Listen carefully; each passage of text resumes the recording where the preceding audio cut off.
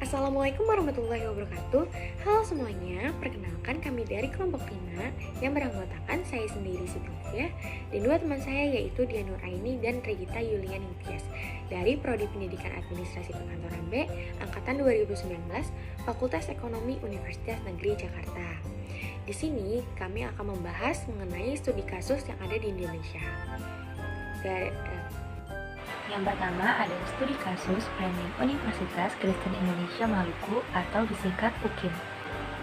Sebagai universitas swasta di wilayah Kopertis 12, UKIM ini sangat membutuhkan sebuah diferensiasi mengingat ada banyak sekali universitas di wilayah tersebut, baik itu universitas negeri maupun swasta. Nah, baik universitas tersebut pastinya sama-sama berlomba dalam peningkatan mutu pendidikan di Indonesia, terutama di wilayah Maluku. Nah, seiring berjalannya waktu, tentu saja banyak dinamika yang terjadi dalam proses penyelenggaraan pendidikan. Salah satu item indikatornya yaitu antusiasme mahasiswa baru yang memilih UKIM sebagai lembaga pendidikan tinggi mereka. Nah, hal ini terbukti bahwa masih sangat minim antusias mahasiswa baru di beberapa program studi UKIM. Hal ini menandakan bahwa proses marketing branding tidak berjalan dengan baik dalam hal mempromosikan dan memasarkan brand UKIM. Sebuah brand atau sebuah nama untuk dikenal, apalagi ada di dalam benak masyarakat dengan adanya brand-brand kompetitor yang sudah lebih dulu muncul, yang sudah lebih dulu terkenal di masyarakat, memanglah bukan hal yang mudah untuk dilakukan. Namun tidak mudah bukan berarti tidak bisa. Hal itu bisa kita atasi atau kita lakukan dengan strategi yang tepat. Untuk mengatasi permasalahan tersebut, UKIM dapat melakukan 3 kegiatan branding. Yang pertama ada brand campaign, yang kedua ada brand recognition, dan yang ketiga ada brand preference. Kita akan membahas ketiga kegiatan tersebut satu persatu. Yang pertama ada brand campaign. Sebelum melakukan kampanye sebuah brand, dalam hal ini brandnya itu UKIM, kita perlu ketahui lebih dulu brand seperti apa yang akan kita kampanyekan, mulai dari identitas, visi dan misi dari brand tersebut. Nah, adapun visi misi dari UKIM ini yaitu unggul dalam pengembangan kegiatan penelitian dan pengabdian kepada masyarakat bagi negara, bangsa, dan gereja berbasis kepulauan. Dalam hal ini, tim sosialisasi dari UKIM dirasa cukup mampu membangun networking dengan memanfaatkan kekuatan alumni supaya branding dari UKIM ini meningkat. Itu UKIM ini perlu kita ketahui merupakan milik gereja Protestan Maluku, di mana seharusnya hal ini bisa menjadi kekuatan UKIM dalam menarik antusiasme mahasiswa baru. Dan hal tersebut juga secara otomatis harusnya dapat meningkatkan branding dari kampus tersebut. Yang kedua ada brand recognition.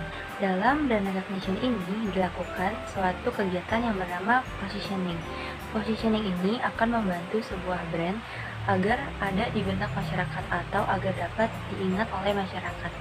Dalam melakukan positioning, UKIM ini dikelola oleh salah satu gereja yang secara otomatis secara institusi ini mempunyai kekuatan yang besar.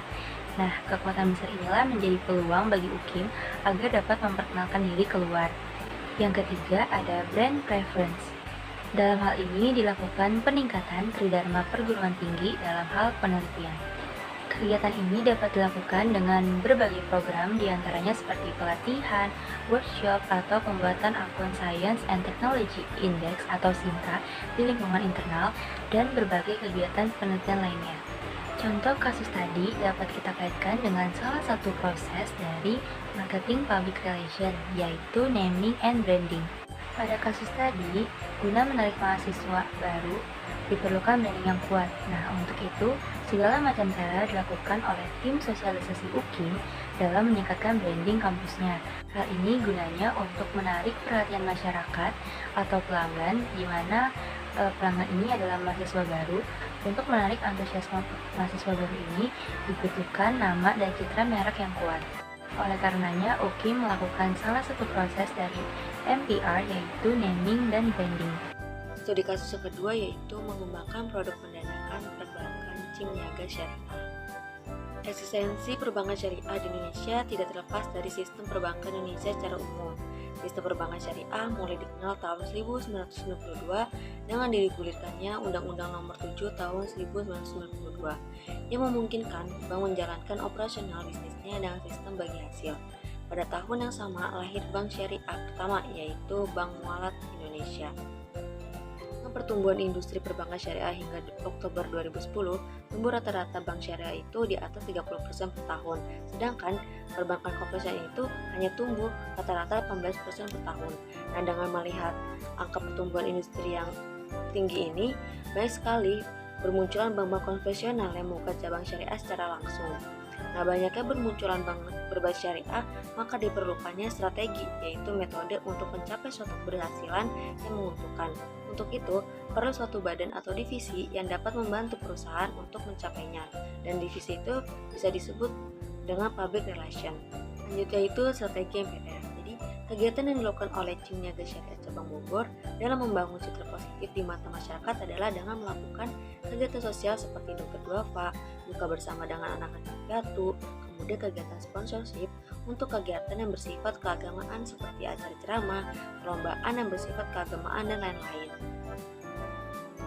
Selain itu, Bank Syariah juga melakukan branding dengan turut andil menjadi sponsor dalam berbagai kegiatan amal maupun kegiatan sosial lainnya. Dan hal ini itu bermanfaat karena akan menumbuhkan kesadaran masyarakat terhadap eksistensi bank syariah tersebut. Di sini saya akan membahas mengenai studi kasus dari pembentukan citra GoFood di Kota Surabaya. GoFood merupakan sebuah perusahaan yang sudah ada di Indonesia sejak lama dan menjadi fenomena di Kota Surabaya sejak tahun 2015. Mengapa? Karena GoFood ini menyediakan jasa dengan pembelian online, menggunakan jasanya dengan membeli dan mengantar makanan dengan tarif yang murah, sehingga ini menarik para konsumen untuk menggunakan jasanya.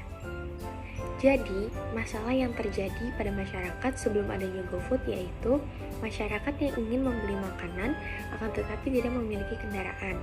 Oleh karena itu, perusahaan Gojek berusaha untuk mengeluarkan GoFood sebagai jasa pengantar makanan. Kaitan dengan segmentasi, yaitu GoFood berusaha untuk hadir sebagai perangsang pertumbuhan konsumen. Hal ini juga sebagai solusi atas masalah konsumen yang ditemukan dalam evaluasi terhadap pasar. Nah, salah satu masalah yang ada yaitu pengaruh mobilitas masyarakat, keterbatasan waktu, dan kebutuhan makanan yang tinggi. Kini mampu teratasi dengan adanya GoFood. Hal ini dilakukan oleh Gojek melalui layanan GoFood-nya sebagai kegiatan dari marketing relation. Kemudian strategi branding dari perusahaan Gojek ini yaitu memberikan nama atau merek yang menjadi citra nomor 1 food delivery service di Indonesia, khususnya Surabaya. Sekian pembahasan studi kasus dari kelompok kami, semoga bermanfaat. Apabila ada kesalahan, mohon maaf. Wassalamualaikum warahmatullahi wabarakatuh.